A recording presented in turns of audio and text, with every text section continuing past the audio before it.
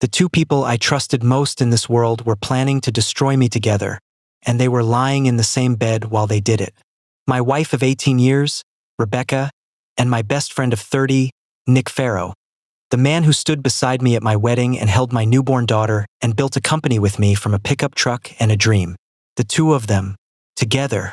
And I found out not because I caught them in some steamy, obvious way, but because I am a builder, and a builder notices when the numbers in a thing stop adding up, and the numbers in my life had stopped adding up, and when I finally followed them all the way down, they led me to a hotel 3 towns over and a folder of messages and a plan, a detailed, patient, cold-blooded plan to take everything I had built, leave me with nothing, turn my own daughter against me, and destroy my name in the town where I'd made it. Stay with me, because what my wife and my best friend did not understand, as they lay in that bed dividing up my life, was that almost everything they were counting on was a mirage made of debt, and that the one thing that was real, the thing that actually mattered, had never once, not for a single day of our marriage, belonged to anyone but me. They thought they were taking my kingdom. They were fighting over the paint on the walls. And I owned the ground it all stood on. My name is Tom Bishop. I build things. Houses first, then whole neighborhoods, then the kind of commercial developments that reshape a town. And for 30 years I have been the man in the work boots who actually knew how the thing got built while other, smoother men did the talking. I want to tell you the whole of this, from the numbers that stopped adding up to the day it all came down, because I think there are more of us out there than anyone admits, the ones who got betrayed by the two people they'd have died for. And I think you deserve to hear not just how deep that particular knife goes, because it goes all the way to the handle, but how a quiet man who builds things stands back up afterward. So let me start at the beginning with Nick, because you cannot understand the size of the betrayal until you understand the size of what it betrayed. Nick Farrow and I met when we were 9 years old on a baseball field, and we were best friends for the next 30 years, which is to say for essentially our entire lives. We grew up 2 streets apart in a working-class town where nobody's father wore a suit, and we made each other a promise as teenagers, half a joke and half the truest thing either of us ever said, that we were going to build something together and get out. And we did. After I'd spent my 20s learning construction from the ground up, swinging a hammer, getting my contractor's license, learning every trade on every site, I started a company, Bishop Development, and Nick, who could sell sand in a desert, who lit up every room he walked into, who remembered everyone's name and everyone's kids and everyone's weakness, came in beside me.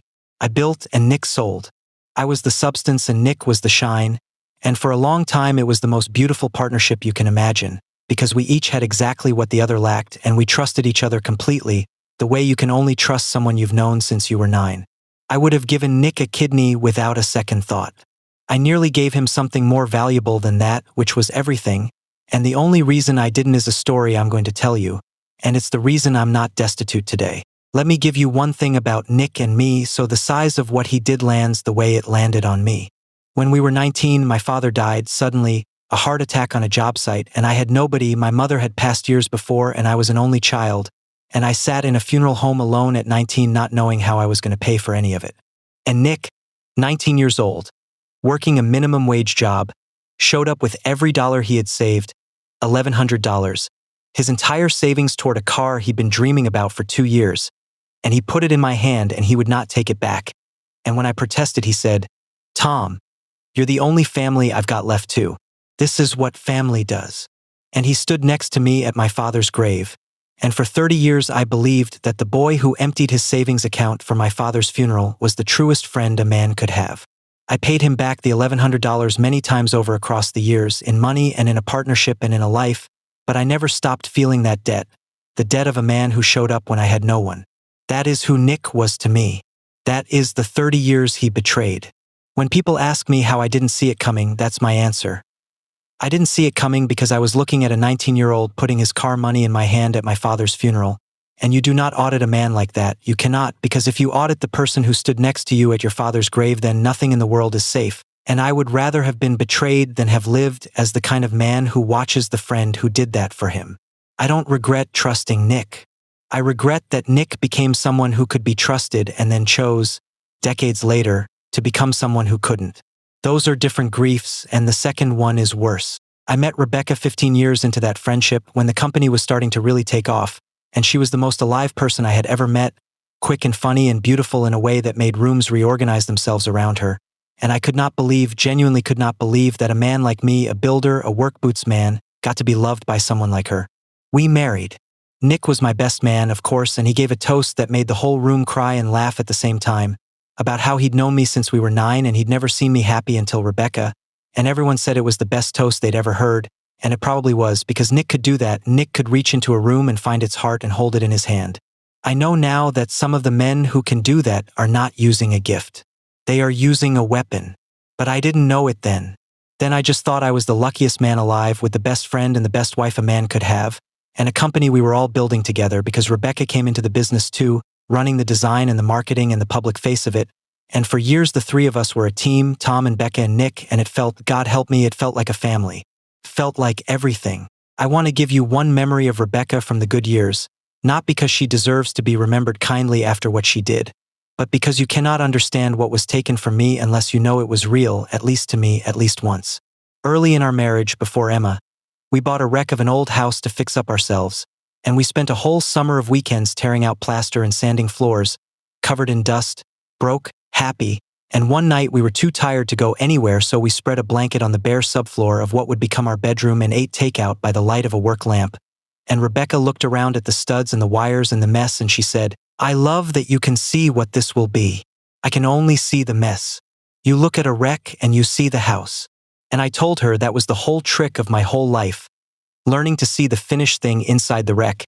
And she put her head on my shoulder and said, then I'm safe, because you'll always be able to see us, even when I can't.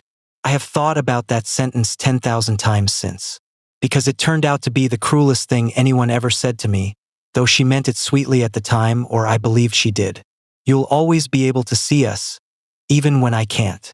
In the end, she stopped being able to see us, and I kept seeing it, the finished house, the family, the life, long after there was nothing left to see, because that is my curse and my gift. I see the thing that could be even when the thing that is has already rotted. I was still seeing our marriage as a house worth saving during the very weeks she was in a lake house with Nick planning to burn it down. The man who can see the finished thing inside the wreck is very hard to betray, because he keeps repairing the betrayal in his own mind faster than you can commit it. It took a folder of messages to finally make me see the wreck for what it actually was, and even then, God help me, a part of me was still reaching for the blueprint. Let me tell you about the company, because the shape of it matters enormously to everything that followed, and because it is where my one saving act of caution lived, the act that everyone, including me, sometimes mistook for coldness. Bishop Development grew into one of the most successful development firms in the region. We built subdivisions, shopping centers, an office park, a mixed-use downtown project that won awards. On paper, and in the eyes of the whole town, it was Bishop and Pharaoh, Tom and Nick, two best friends who'd built an empire, and Nick was the president, the face, the man at the ribbon cuttings with the golden shovel, and I let him have all of that, the title and the spotlight, because I didn't want it and he did, and because that was the deal, I build and he shines. But here is the thing that no one, not the town, not Nick, and I would later learn not my wife, ever fully understood. The company was mine, not ours. Mine. I had founded it before I ever met Nick, and when Nick came in, I gave him a generous profit share and a big title and real authority over sales and client relationships. But the ownership, the actual controlling equity, the land, the assets, all of it sat in a holding structure that I had built years before and that I alone controlled. Nick was, in every way that appeared on a business card, my equal partner. In the one way that appeared on a stock ledger, he was my employee. I never rubbed his face in it. I never even really thought about it. It was just how I'd set it up in the beginning, out of the same careful instinct that made me read every contract twice. And for 20 years it made no difference to anything, because Nick was my best friend and I would have given him half the world if he'd asked. And there was one more thing, the thing that would turn out to matter most of all, and it was the prenuptial agreement. When Rebecca and I married, I already had the company and real wealth, and my lawyer at the time, a blunt old man who had watched 100 marriages end in financial slaughter, sat me down and told me, in the coldest terms, that love was love, but a business that employed 200 families could not be community property in a marriage, that I had an obligation to the people who worked for me and to my own future self to protect the company no matter how certain I was of my bride. And I did not want to do it. I want you to understand that. I was in love, and asking Rebecca to sign a prenup felt like an insult to that love. Felt like planning for a failure I could not imagine. But the old lawyer wore me down, and Rebecca, to her credit at the time, signed it without much fuss, with her own lawyer reviewing it, an ironclad agreement that kept the company and my separate assets as my separate property, and defined clearly what was marital and what was mine. I felt guilty about that prenup for 18 years. I truly did. I saw it as the one shadow of doubt in an otherwise perfect trust, and I was almost ashamed of it. It turned out to be the single wisest thing I ever did, and I did not even want to do it, and there is a lesson in that which I'll come back to, about how the careful, unromantic, almost cold precautions we take when everything is fine are the exact things that save us when everything is not. We had a daughter, Emma.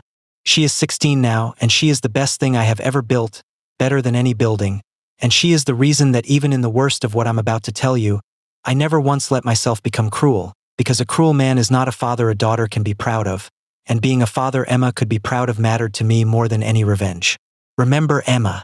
She matters more than the money, more than the company, more than the betrayal. She is the heart of this, and she is the reason I did everything I did the way I did it. Now let me tell you how it started to come apart, and I want to be precise about this because the way I found out tells you everything about who I am and who they thought I was. They thought I was oblivious. That is the thing about being the quiet one, the builder, the substance instead of the shine. People who traffic in charm come to believe that the people who don't are simply less aware, less perceptive, slower, and Nick and Rebecca had spent years watching me be quiet at parties while Nick worked the room, and they had concluded, without ever saying it, that I didn't notice things. They were exactly wrong. I notice everything. I just don't perform noticing.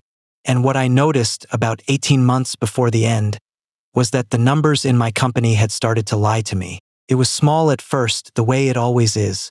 A vendor payment that didn't match the work. A change order that didn't make sense. A pattern of draws on one of our project accounts that Nick controlled, small enough individually to escape notice, that added up over months to real money going somewhere it shouldn't. The first person who felt it before I did, though she didn't know what she was feeling, was Sylvia. Sylvia Reyes had been our bookkeeper for 19 years, since the company was small enough to fit in one room. A meticulous woman who treated every dollar of Bishop development as if it were her own. And one afternoon she came into my office with a small frown and a printout and said, "Tom, this is probably nothing and I don't want to make trouble, but some of these vendor invoices on the Riverside project, they're coming through a company I can't find.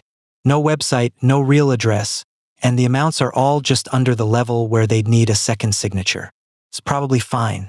Nick approved them, but it's been bothering me." And she set the printout on my desk and I looked at it and I told her it was probably fine and I thanked her and I asked her casually to just keep those particular invoices in a separate file for me, for my own records, and to not mention it to Nick because I didn't want to embarrass anyone over what was surely a paperwork thing. And Sylvia, who was loyal to the bone and sharp as a tack, looked at me for a half second longer than she needed to, and something passed between us and she said, "Of course, Tom." And she kept that file and she added to it, quietly, for weeks, and she never said a word to anyone. And I want you to remember Sylvia because when everything finally came apart, it was 19 years of a bookkeeper's loyalty and a bookkeeper's eye that had quietly been building my case for me before I even knew. I was building one. The shine never notices the Sylvius of the world. That is one of the many things the shine gets wrong. I am a builder. I know what every dollar in a project is supposed to do, where every dollar is supposed to be. And these dollars were doing nothing and going nowhere I could see, and they were doing it through accounts Nick handled, and the first crack in 30 years of trust was not a crack in my marriage or my friendship, it was a crack in a spreadsheet, a small cold wrongness in the numbers that the builder in me could not stop staring at. I told myself 100 stories to explain it. Nick was sloppy with paperwork, always had been. It was a bookkeeping error. It was nothing. But the numbers kept lying month after month. And a man who has spent his life trusting the paper over the handshake cannot unsee a lie in the paper. And slowly, against my own will, against 30 years of love, I began quietly to look. I did not accuse anyone. This is the first thing I want you to understand about how I handled all of it, because it is the thing that saved me, and it is the opposite of what most people do. When you first sense a betrayal, every instinct screams at you to confront, to demand, to shout the question and watch the face. And that instinct, satisfying as it is a catastrophe, because it warns the guilty and it gives you an answer they've had time to prepare. I did the harder thing. I said nothing and I looked and I kept looking long past the point where looking stopped being comfortable because I understood, the way I understand load-bearing walls, that if something was truly wrong, I would get exactly one chance to deal with it correctly, and that chance depended entirely on them not knowing I was awake. So I played the oblivious builder they already believed I was. and I started very quietly to pull the thread. The thread led first to the money, and then, underneath the money, to something so much worse that when I found it I had to pull my truck over to the side of the road because I could not see through what was happening to my eyes. I brought in a forensic accountant quietly, a man named Dale Whitman who I paid out of my own separate accounts so that nothing would show up anywhere Nick could see it, and I told him to trace the discrepancies without touching anything that would tip off the company. And what Dale found over several weeks was that Nick had been siphoning money out of Bishop Development for over a year, through fake vendors and inflated change orders and a couple of shell companies, hundreds of thousands of dollars, carefully, patiently, the way a man steals when he is funding something he intends to walk into. Nick was stealing from the company we'd built since we were 9 years old, from me, his best friend, and he was doing it methodically, which meant it was not desperation, it was a plan, and a plan has a destination, and I needed to know what the destination was. So I kept pulling. And the money, when I followed it far enough, led to purchases and arrangements that did not make sense for a single man funding a mistress or a gambling habit or any of the ordinary sins. It led to a whole parallel life being quietly assembled. A life with room in it for, and I noticed, once I knew to look, the other things, the small domestic things that a betrayed man's mind refuses to assemble until the numbers force it to. The way Rebecca's phone was suddenly always face down. The business trips that had multiplied, hers and Nick's, that I now realized had a way of overlapping. The new distance in her, which I had told myself was stress, was age, was the ordinary cooling of a long marriage, and which I now understood was the distance of a person who has already left in every way but the physical. The way Nick had started, over the last year, to subtly undermine me in front of others, small things, jokes at my expense that landed a half-degree too hard, a pattern of gently positioning himself as the real leader while I was cast as the plotting builder, which I had absorbed as Nick just being Nick and now saw as the opening moves of a man preparing a coup. It all reorganized itself, once the money forced my eyes open, into a single coherent picture, and the picture was unbearable, and it had been assembling in plain sight for 2 years while I looked at the studs and saw the finished house. That is the particular cruelty of being betrayed by the people closest to you. The evidence is always there, in plain sight the whole time. You don't miss it because you're stupid. You miss it because seeing it requires you to believe a thing about the people you love that no decent person wants to believe about anyone, let alone the 2 people they'd have died for, and so your own decency, your own capacity for trust, becomes the very thing that blinds you. My trust was not a weakness of perception. It was a strength of character that they weaponized. There is a difference, and it took me a long time to forgive myself by understanding it.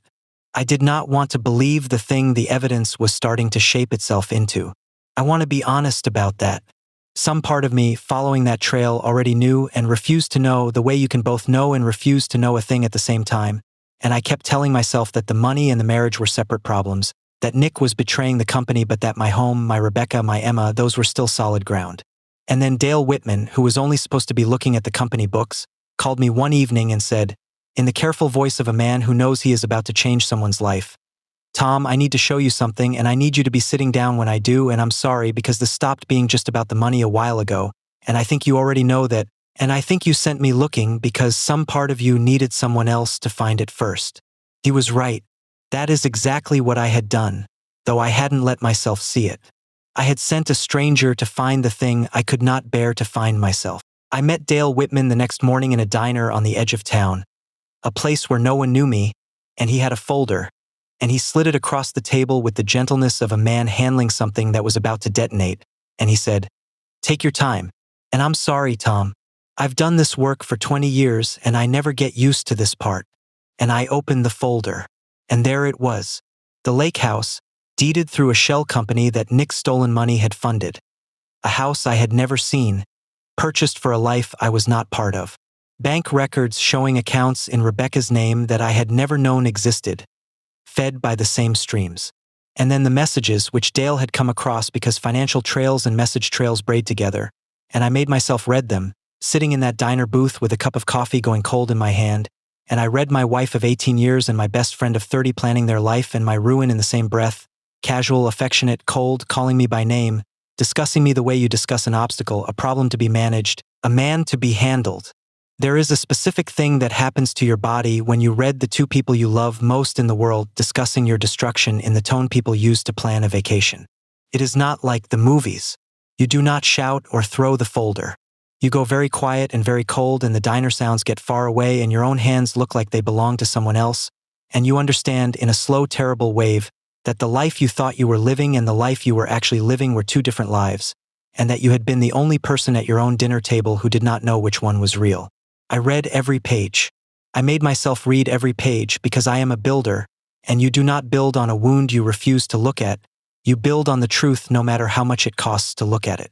And when I finished, I closed the folder and I thanked Dale Whitman in a voice I did not recognize, and I walked out to my truck, and I got about 2 miles down the road before I had to pull over because I could not see, and I sat on the shoulder of that road with my hazards on for I do not know how long, and I let myself feel it, all of it, one time, all the way to the bottom. And then I wiped my face. And the cold, clear, building part of me, the part that has never once failed me, took over because grief that doesn't become a plan is just a monument to the thing you failed to protect. And I was done being a monument. I had a company to save and a daughter to protect and 2 people to answer. And self-pity on the shoulder of a road was a luxury I gave myself exactly once, for the length of one cry, and then never again until it was finished. What Dale had found, in the course of following Nick's money, was Rebecca. Her fingerprints were on it. Accounts in her name that fed into the parallel life Nick was building. A property, a beautiful house on a lake 2 hours away, purchased through one of the shell companies, that neither Nick nor Rebecca had any innocent reason to own together. And communications, because when you follow money far enough in the modern world, you find the words that go with it. Communications between my wife and my best friend that left no room at all for the stories I had been telling myself. They were together. They had been together, it turned out, for nearly 2 years. And they were not simply having an affair, which would have been its own devastation but a smaller one. They were planning.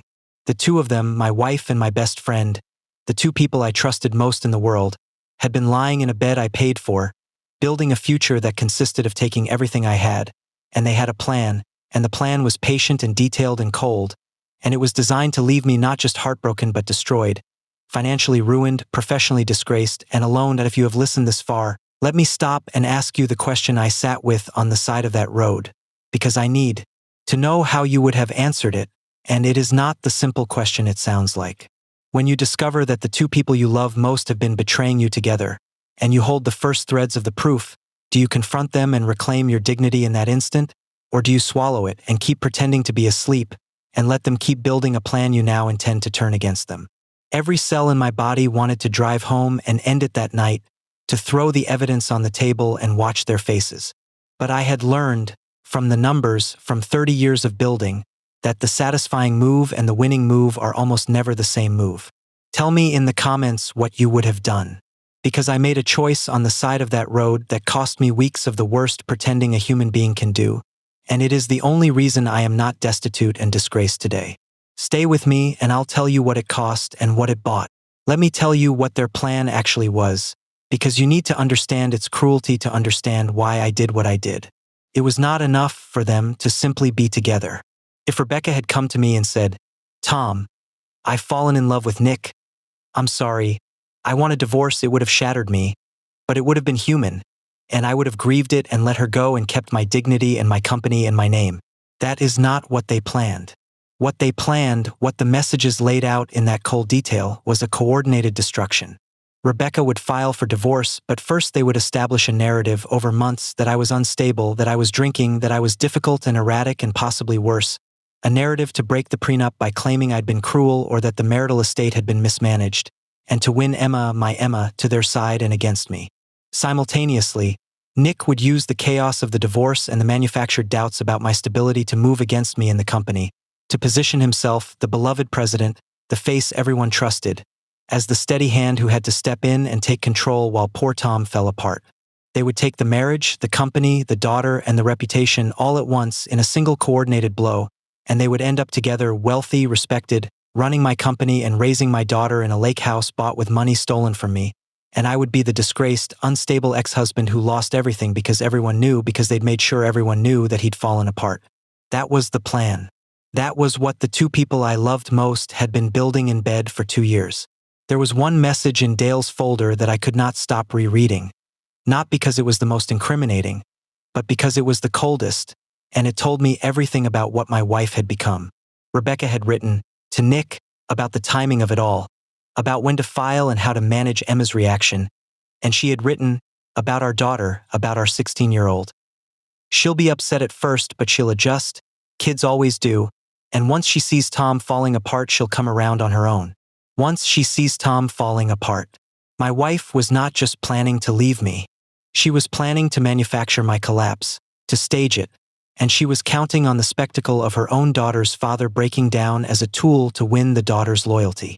That was the sentence that ended in me any last flicker of the reflex to protect Rebecca, to find the human explanation, to see the house inside the wreck. There was no house.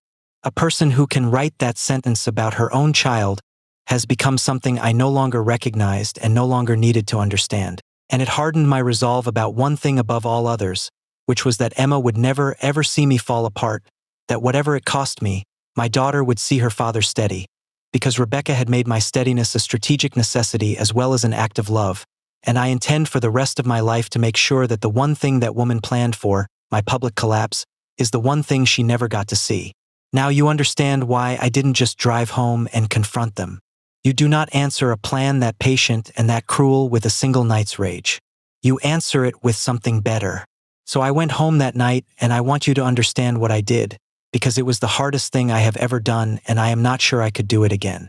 I walked into my own house, where my wife who was betraying me was making dinner, and I kissed her on the cheek the way I had 10,000 times, and I asked about her day, and I sat across from her at our table, and I ate the food she cooked, and I talked about a project, and I was normal, I was warm, I was the oblivious builder they believed I was, and inside I was screaming, and I did not let one flicker of it reach my face. And I did that not for one night but for weeks. I had breakfast with a woman who was planning my destruction. I took business calls from a man who was stealing from me and sleeping with my wife, and I discussed our projects and I laughed at his jokes.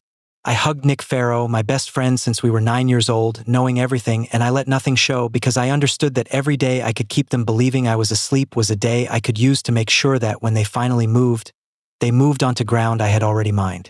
It was the loneliest time of my entire life. I could not tell my wife because she was one of them. I could not tell my best friend because he was the other.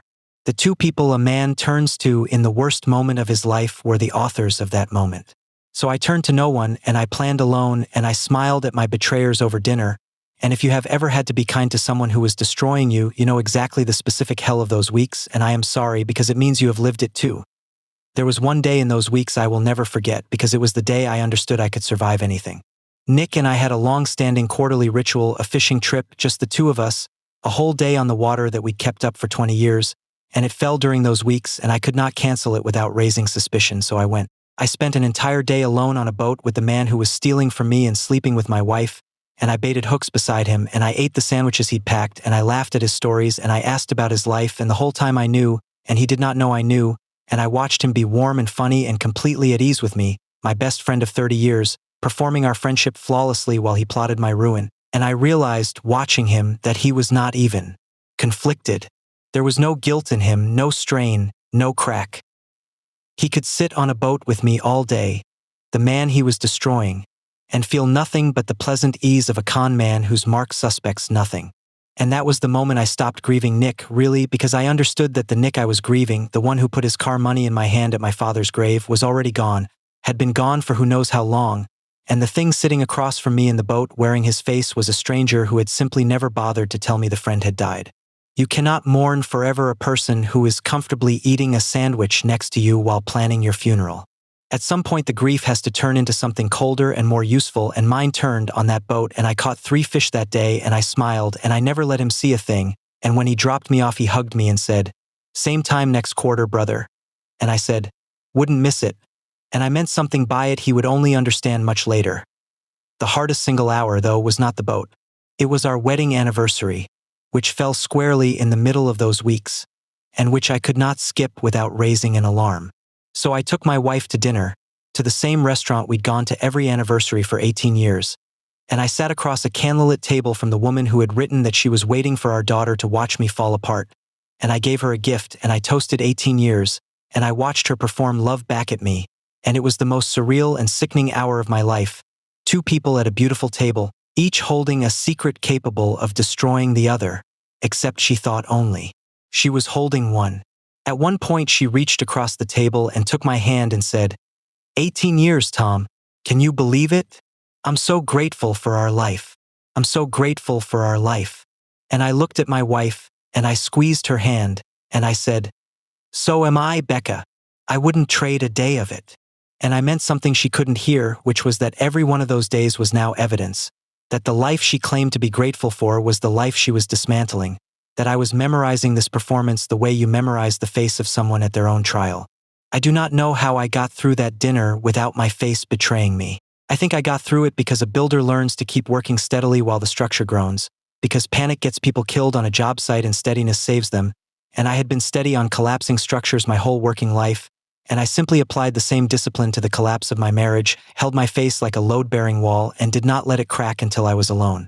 That anniversary dinner is the thing I am, in a strange way, proudest of surviving, because if I could sit across a candlelit table from that particular betrayal and hold steady, then I knew, walking out of that restaurant, that there was nothing in the coming war I would not be able to face. But I was not idle in that hell.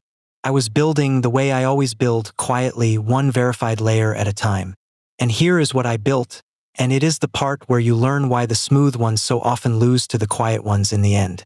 The first thing I did was go to a lawyer of my own, a divorce attorney named Judith Klein, who had a reputation as the most formidable and least sentimental family lawyer in the state, and I laid the whole thing out for her, the affair, the embezzlement, the plan, the prenup. And Judith Klein read the prenuptial agreement that I had felt guilty about for 18 years, and she looked up at me over her glasses, and she almost smiled, and she said, Mr. Bishop, whoever drafted this agreement should be canonized. This is ironclad. Your company and your separate assets are protected completely. Their entire plan to break this by painting you as unstable or cruel, it doesn't matter, and that was when I understood the second half of what I held, the part that turned their scheme from a threat into a trap they'd built for themselves. Because Rebecca and Nick were counting on the visible empire, the big house, the flashy lifestyle, the marquee projects, the appearance of wealth that Nick had spent years helping to project.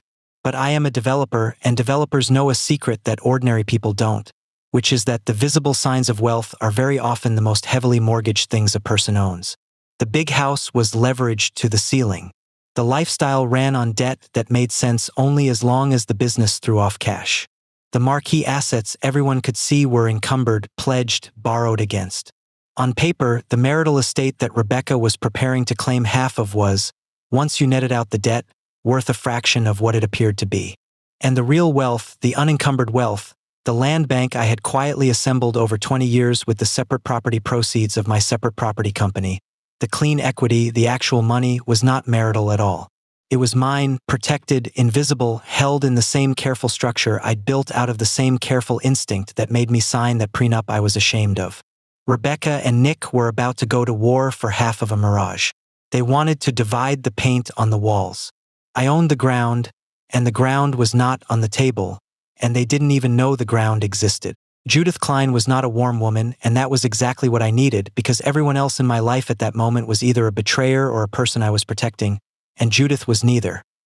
She was a professional who cared about one thing, which was winning cleanly and completely, and sitting across from her was the first time in weeks that the ground stopped moving under me. She walked me through what was coming with the calm of a general who has fought this exact battle 100 times. The single most important thing, she said, was to move first, because in coordinated schemes like this one, the aggressor who strikes first controls the story, and Rebecca and Nick were surely close to launching theirs. Do not confront, she told me. Do not warn them. Do not give them a single day's notice, because every day they believe you're asleep is a day you can use to line up the removal of Nick and the securing of the assets and the documentation of your own stability against the lie they're building.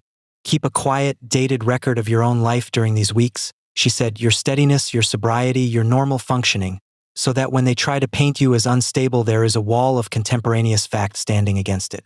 And then she said the thing that steadied me most. Mr. Bishop, people in your position walk in here feeling like victims, like the person being done to, like they're powerless. You are not powerless. You are holding almost every card. You just haven't been playing the game they've been playing, so you don't feel it yet. Your job now is not to feel powerful. Your job is to be precise. Leave the feelings for after. Right now we build the case, we time the move, and we do not miss.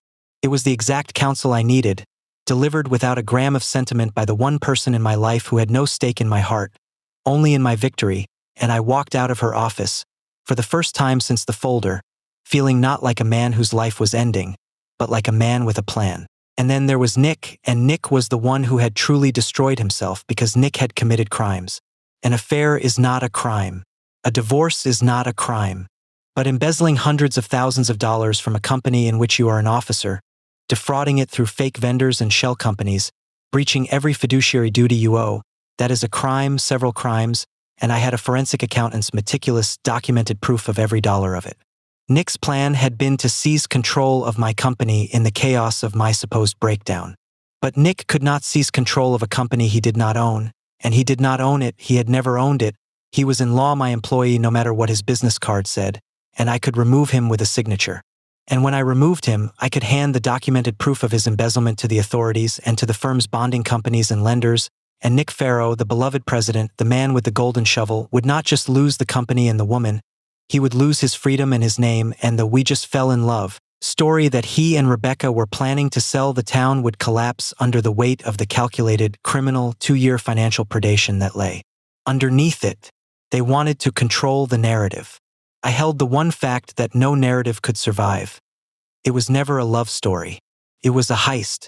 And I could prove it. If you have made it this far into my story, let me ask you the question I wrestled with in those long weeks, and I want your honest answer because it is the hardest choice in this whole thing. I had it all. I had the prenup, the leverage, the proof of the crime, the power to remove Nick, the certainty that they would end up with the debt and the disgrace while I kept everything real. And I could have done it purely quietly, protected all my assets, divorced Rebecca cleanly, eased Nick out without the criminal exposure, kept the whole ugly truth buried, and simply walked away intact and let them think they'd merely lost. It would have spared Emma the ugliness. It would have spared me the war. Or I could do the other thing, expose all of it, the affair, the theft, the plan, in the open, hold them fully accountable, destroy the narrative they'd built to destroy me, and let the truth land with its full weight on the two people who had tried to bury me under a lie. Mercy and silence, or truth and consequence. And this time there was a child in the middle of it, my Emma, and the answer was not simple, and I need to know what you would have chosen. Tell me in the comments, because the answer I found had everything to do with Emma, and it surprised me. I chose a third path, and I chose it because of my daughter, and it is the path I am proudest of in this whole story. I decided that I would not build my revenge on a lie, because they had built their attack on a lie, and I was not going to become them to defeat them. But I also would not bury the truth to keep the peace, because burying the truth was exactly how they had planned to win, and because Emma deserved someday to know who her father actually was and who her mother and her honorary uncle actually were, told straight, without cruelty and without cowardice. So I would act on the truth, fully, but I would do it with precision rather than rage, protecting Emma from the shrapnel while never lying to her, holding Rebecca and Nick accountable to exactly what they had actually done and not 1 ounce more, letting the consequences they had earned fall on them by their own weight rather than by my vengeance. I would not destroy them. I would simply stop protecting them from themselves and let the truth I held do what truth does.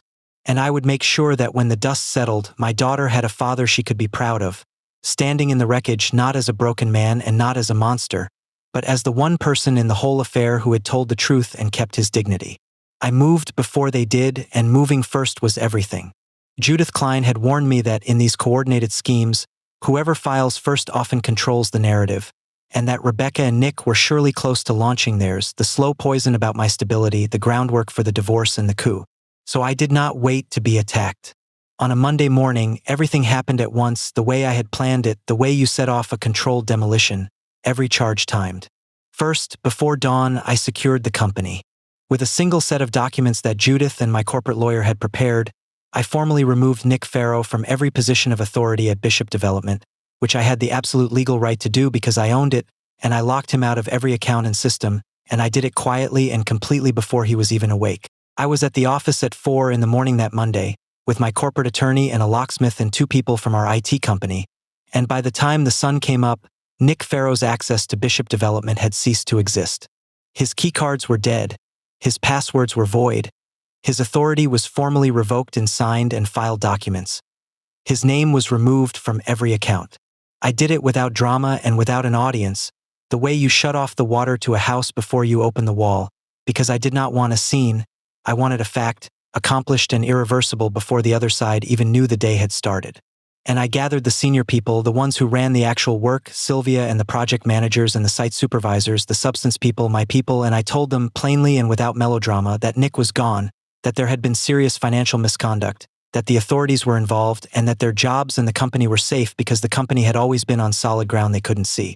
And I watched their faces, and what I saw was not shock so much as a kind of grim confirmation, because the substance people, the ones who actually did the work, had always known, in the way such people know, that something about Nick didn't add up, that the shine was a little too bright, and more than one of them came up to me afterward and said some version of, "We're with you, Tom." We always were. Sylvia hugged me, the only time in 19 years, and she said, "I kept that file like you asked. I've got everything." And I understood that the quiet loyalty I had built over decades, one honest dealing at a time, was the foundation I was now standing on, and that Nick, for all his charm, had never built any such thing, because you cannot charm your way to that kind of loyalty, you can only earn it slowly, by being the same man on Tuesday that you were on Monday, year after year, and Nick had never been the same man twice in his life. Then I had the documented proof of his embezzlement, every fake vendor and shell company and stolen dollar, delivered simultaneously to my attorneys, to the company's outside auditors, and yes, to the authorities, because a crime against a company that employs 200 families is not a private matter I get to forgive. It is theft from every one of those families, and I owed it to them. And then, only then, with the company secured and the crime documented and in motion, I went home, and I sat down across from my wife at the same table where I had eaten her dinners and hidden my knowledge for weeks, and I told her, finally, that I knew. All of it. And I watched the oblivious builder she thought she'd married disappear, and she saw, for the first time in 18 years, the man who had actually been sitting across from her the whole time. I did not shout at Rebecca. I have never in this whole story shouted, and I did not start with my wife. I told her quietly that I knew about Nick, that I had known for weeks, that I had the messages and the accounts and the lake house and all of it. I told her I knew about the plan, the narrative about my drinking and my instability, the scheme to break the prenup, the plan to turn Emma against me, the coordinated move on the company. I laid it out flat and calm and complete, and I watched my wife's face travel from denial to shock to the particular horror of a person realizing that every card they held has been face up on the table the entire time. She tried, at first, the things people try. She said I was imagining things, and I set down the first folder. She said it wasn't what it looked like, and I set down the second. She said I had driven her to it, that I was cold, that I was never really present, the beginning of the very narrative she'd been planning to sell to a judge, and I let her get halfway through it before I said quietly, "Rebecca, that story only works on people who don't have the messages where you and Nick planned to invent it. I have those messages, so let's not. Let's just, for once, both know the truth in the same room." And she stopped, and the fight went out of her, and underneath it was not remorse, I want to be honest about that, it was fear, the same fear I would later see in every one of these situations, the fear of a person who has just understood that the money they were counting on is gone. Because I told her that too. I told her about the prenup that could not be broken, and I watched her remember signing it 18 years ago and understand, for the first time, what it actually meant. And I told her about the leverage, about the Mirage, about the fact that the empire she and Nick had been planning to divide was mostly debt, and that the real wealth had never been marital and never would be. I did not gloat. I just told her the truth, the same truth Judith Klein had told me, that she and Nick had spent 2 years planning to go to war for half of a thing that was mostly owed to banks, while the actual fortune sat in a place their war could never reach. And I watched my wife understand that the future she had betrayed me to build did not exist, had never existed, was a fantasy she and Nick had constructed out of an appearance of wealth that was exactly that, an appearance. "You were going to leave me for a life that isn't real," I said.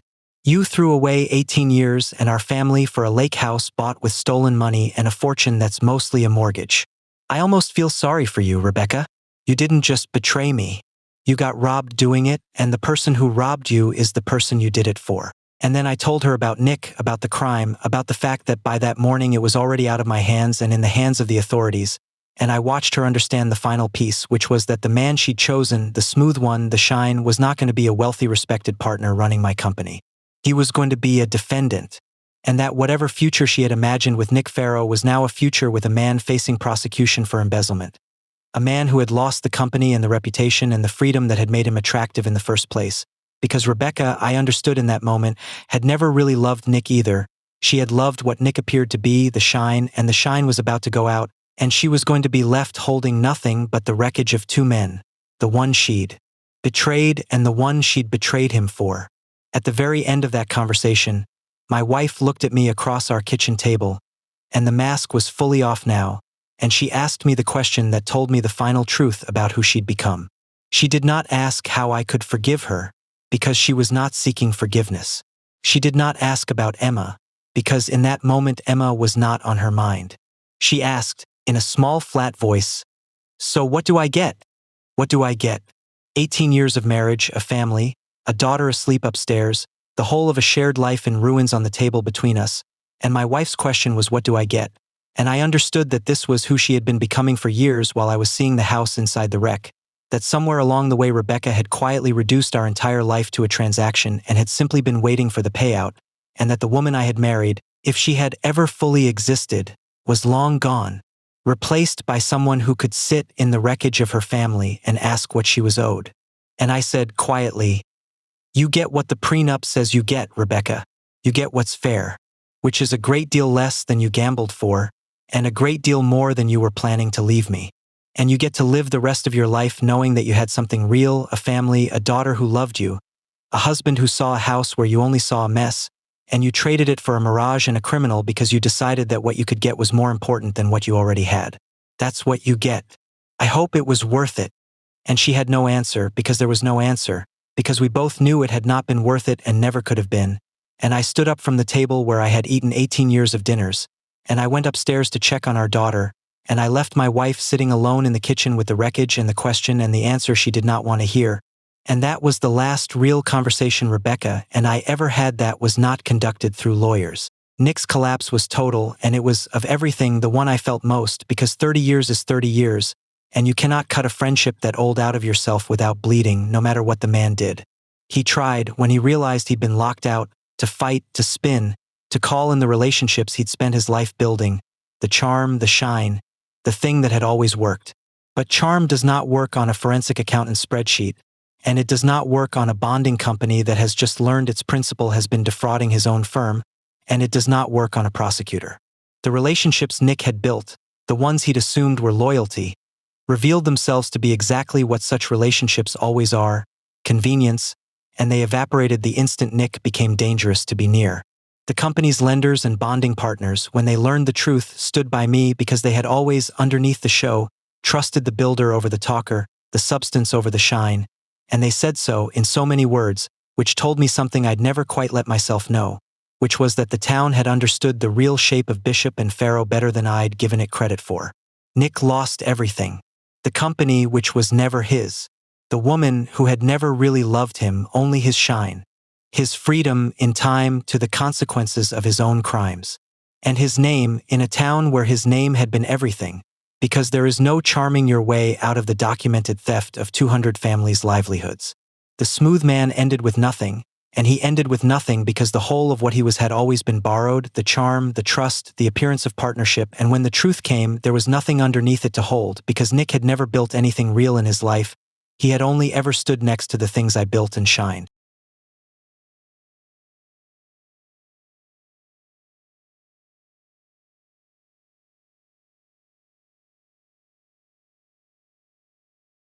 Nick came to me once, near the end, the way these men always seem to, and I will tell you about it because it was the true funeral of a 30-year friendship and because it taught me the last thing I needed to know about him. He came to my office, which he no longer had any right to enter, and he got past the front desk on the fumes of a charm that no longer worked on anyone who knew, and he stood in my doorway, and the man standing there was a ruin, but not the kind of ruin you pity, because even ruined, even facing prosecution, even having lost everything, Nick's first move was to try to work me. He started with the friendship. 30 years, Tom. We were 9 years old. After everything we've been through, are you really going to let it end like this? And when he saw that didn't land, he moved, smoothly, to the threat, hints about what he might say, what he might claim, how ugly he could make it.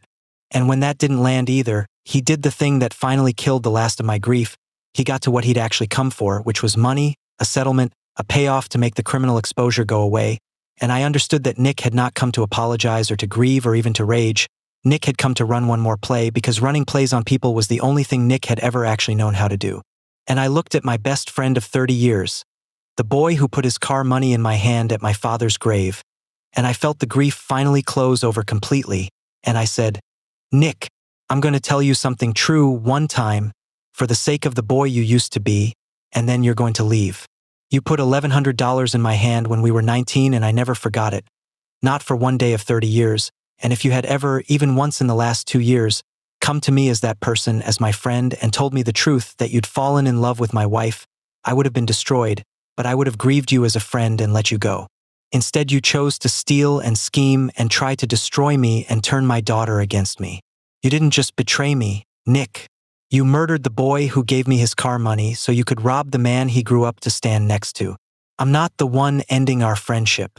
You ended it a long time ago, quietly, when you decided the friendship was just another asset to strip. Now get out of my office, and don't ever ask me for anything again." And Nick looked at me, and for just 1 second, the charm dropped and I saw something real underneath it. Something that might have been shame or might have just been the fear of a cornered man. And then it was gone, and he turned and walked out, and that was the last time I ever spoke to Nick Farrow, the truest friend I ever had, and the falsest, the same man, and I have grieved him ever since. Not the man who left my office, but the boy at my father's grave, who was, I finally understood, the only version of Nick that was ever real, and who had died so long ago that I'd been loving a ghost for years without knowing it. Now let me tell you about Emma, because she is the reason I did all of it the way I did it, and because she is the part that healed. I did not turn Emma against her mother. I want you to hear that clearly, because it was the hardest discipline of the entire ordeal and the thing I am proudest of. Rebecca and Nick had planned to turn my daughter against me with a lie, and the easiest revenge in the world, the most tempting, would have been to turn her against Rebecca with the truth. I did not do it. Emma was 16. She loved her mother.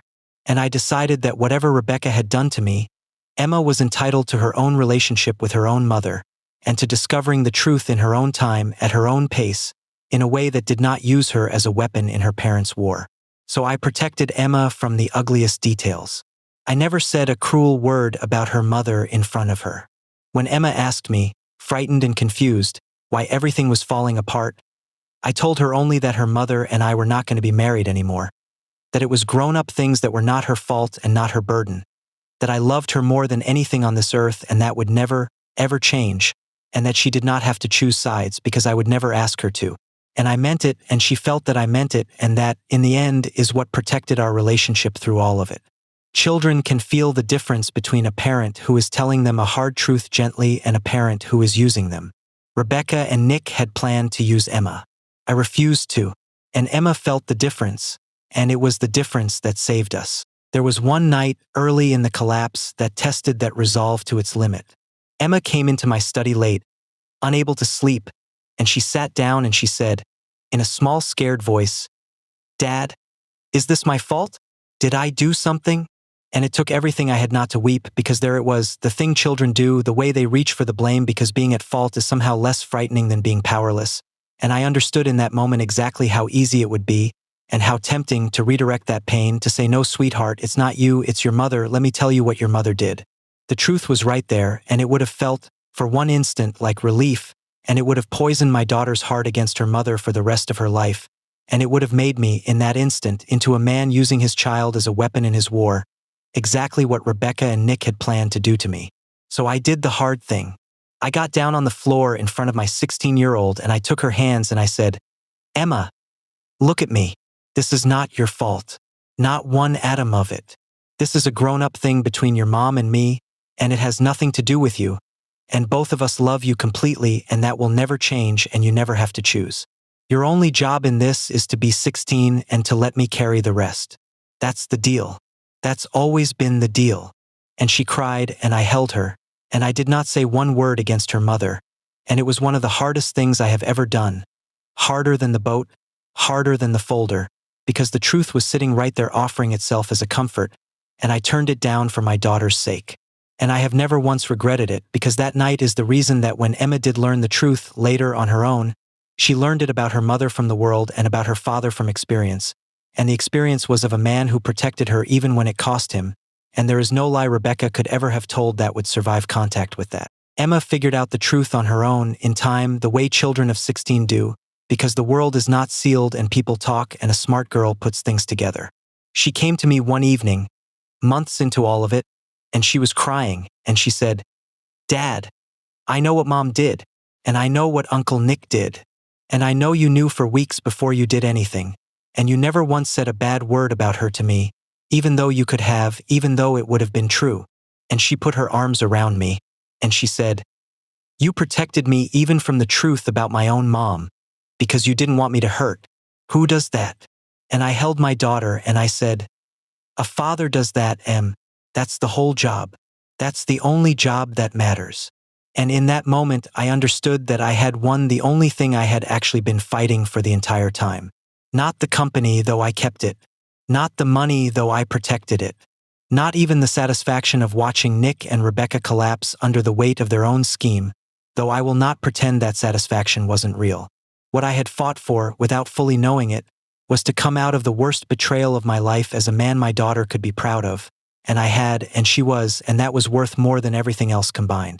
Let me tell you where it all landed, because you deserve the whole ending. The divorce, when it was finished, went exactly as Judith Klein had promised. The prenup held completely. Rebecca received what the marital estate actually contained after the debt was netted out, which was far, far less than the fortune she had betrayed me to seize, and she walked away not wealthy but ordinary, into a life with a man facing prosecution, having traded 18 years and her family and her daughter's full trust for a mirage that dissolved in her hands. I did not have to ruin her. She had ruined herself the moment she chose to build her future on a lie and a theft, and all I had to do was decline to save her from it. Nick faced the consequences of his crimes and lost the company that was never his, and the freedom he'd gambled, and the name that had been his whole identity. And I kept Bishop Development, and I kept my land and my real wealth, and more than any of that, I kept my dignity and my daughter and my name, the name they had schemed for 2 years to destroy and had only, in the end, burnished, because when the truth came out, the town saw clearly who had been the builder and who had been the thief, who had told the truth and who had schemed, and my name meant more afterward than it had before, which is the exact opposite of what they had planned. The rebuilding of my actual life, the inside of it, took much longer than the legal victory, and I want to be honest about that because these stories usually end at the reversal and leave out the part that matters most, which is what it is like to be a person again after the people you trusted most turn out to be strangers. For a long time, I could not trust anyone. That is the quiet, lasting damage that the loud drama never shows you. When your wife and your best friend, the two people you had decided were safe, turn out to be threats, some part of you concludes that safety itself was an illusion, that everyone is a potential Nick, a potential Rebecca, and you find yourself, months later, unable to fully relax around anyone, auditing every kindness, waiting for every shoe to drop. I lived in that state for a good while, and I want to tell anyone who is in it now that it is normal, and that it is not the end, and that it does pass, but it passes slowly and only if you let it. What brought me back was, in the end, the same thing that had saved me all along, which was the people who had quietly been real the whole time and whom I had undervalued because they didn't shine. Sylvia, who kept the file. The project managers who said, "We're with you." Old friends from before the money, from the working-class town where nobody's father wore a suit, who showed up not with advice but just with their presence, sitting with me, saying little, being there. I had spent so many years dazzled by the shine of Nick and the brightness of Rebecca that I had half forgotten the quiet, unshiny, utterly reliable people who had been standing at the edges of my life the whole time. The substance people, my people, and in the wreckage of the betrayal I finally turned toward them, and they were there, and they had always been there, and rebuilding my capacity to trust turned out to be mostly a matter of finally noticing the people who had never once given me a reason not to. I even, in time, learned to love again, carefully, slowly, with my one wall quietly in place and my heart, against all odds, still open, because the alternative, a life closed against everyone to avoid ever being hurt again, is just a different way of letting Nick and Rebecca win, and I was done letting them win. Emma is 18 now, and she is thriving, and I want to tell you one last thing about her, because she is where the whole of this finally comes to rest. She has a relationship with her mother, a real one, though a changed and clear-eyed one, because I never poisoned it and she got to build it or rebuild it on the truth she found for herself at her own pace, which is the only foundation a relationship with a parent who has failed you can ever stand on.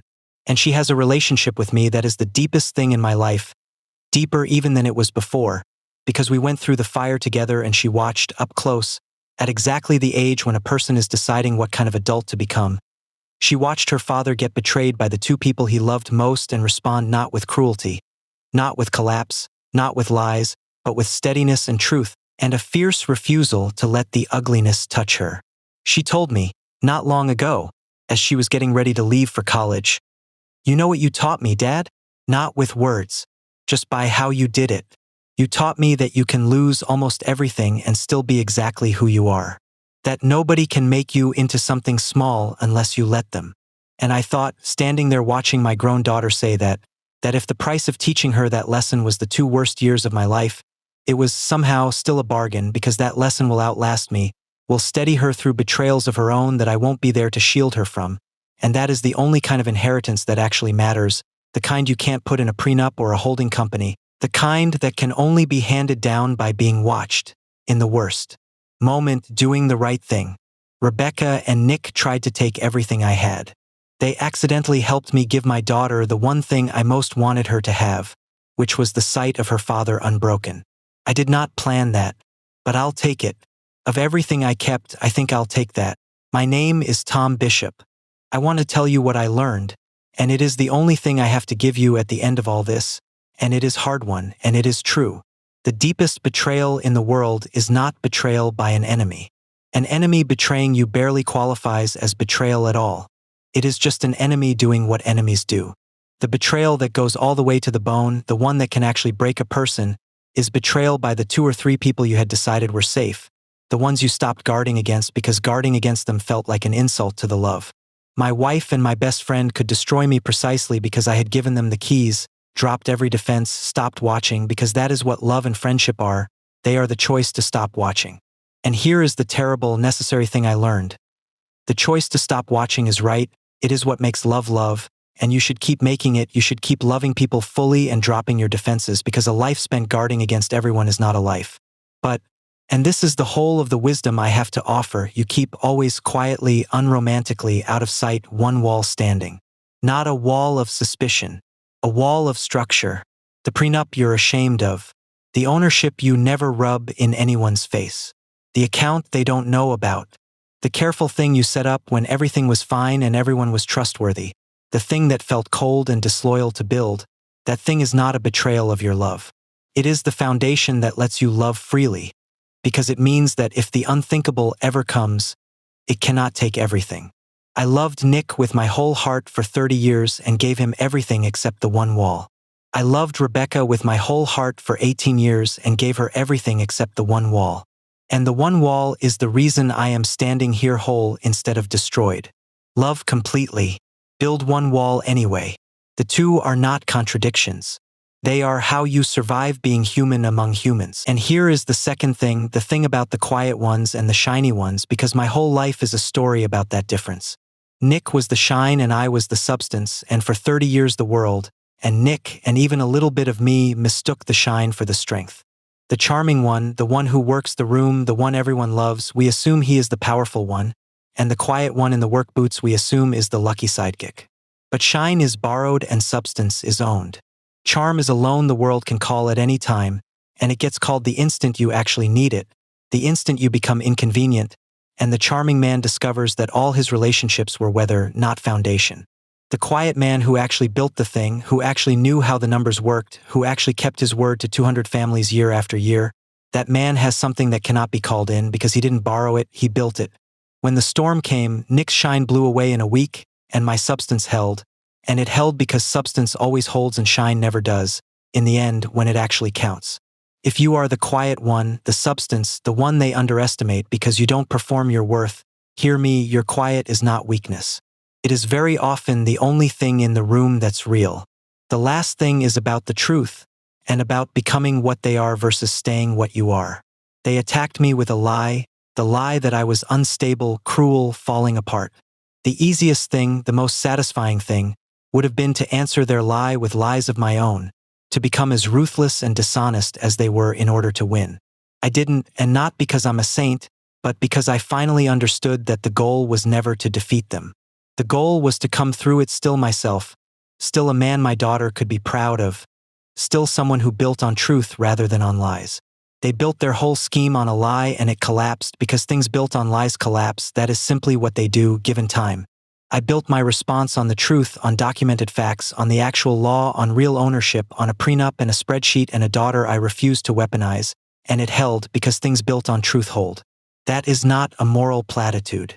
It is a structural engineering fact about human life, and I am a builder, and I am telling you, build on the truth even when a lie would be faster, because the lie is sand and the truth is bedrock, and everything you put on sand comes down eventually, and everything you put on bedrock stands. So let me leave you with the question I have carried since the side of that road, and let me ask it plainly. If the two people you trusted most in the world, your spouse and your closest friend, betrayed you together and schemed to take everything and destroy your name, what would you do? Would you confront them in a rage the moment you knew, and feel that clean, hot satisfaction and lose? Or could you do the harder thing, go quiet, keep your face still, protect what matters, and let the truth you hold do its slow and certain work? And when you had them beaten, would you become as cruel as they were? Or would you stay yourself? Tell me in the comments, honestly, because I think most people believe they'd rage, and I think the ones who survive these things are the ones who don't, and I want to know which one you think you are. And tell me, too, if the people closest to you have ever betrayed you, because I promise you someone listening tonight just found the first thread of a betrayal by someone they thought was safe, and they need to hear from people who have stood where they're standing.